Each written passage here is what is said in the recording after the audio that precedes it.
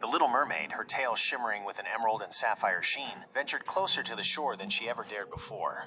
Curiosity, a constant current in her young heart, had tugged her towards the strange, two-legged creatures that sometimes appeared at the water's edge.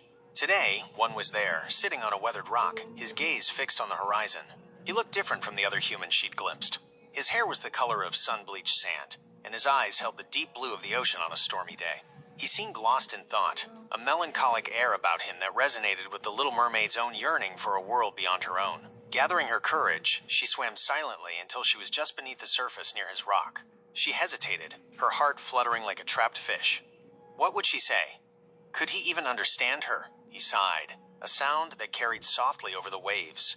It was a sound of longing, and it gave the little mermaid a sudden boldness. She cleared her throat, a small, watery sound. The man startled, his gaze snapping down towards the water.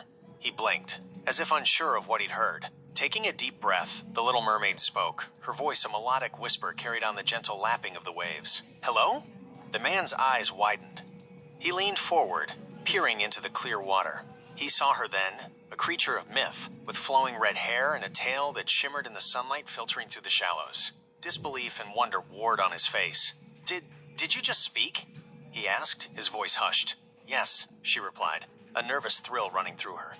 Are you not afraid?" A faint smile touched his lips.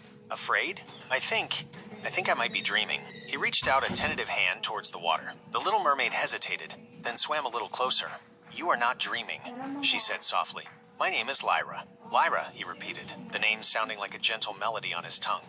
"I am called Ethan." And so began an unlikely conversation between a creature of the sea and a man of the land. Lyra told Ethan of her underwater kingdom, of coral castles and schools of brightly colored fish.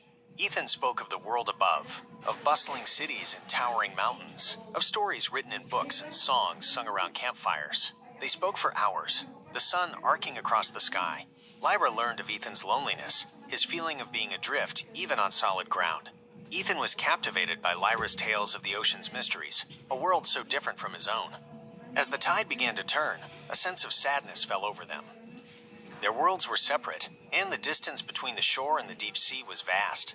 Will you come back?" Lyra asked, her voice filled with a hope she tried to conceal. Ethan looked out at the endless expanse of the ocean, then back at the little mermaid's earnest face. "I will," he said, a newfound resolve in his eyes. "I will come back, Lyra." And as the sun dipped below the horizon, painting the sky in hues of orange and purple, the little mermaid slipped back into the waves, her heart filled with a mixture of joy and longing. She had spoken to a human, and in doing so, had opened a door to a world she had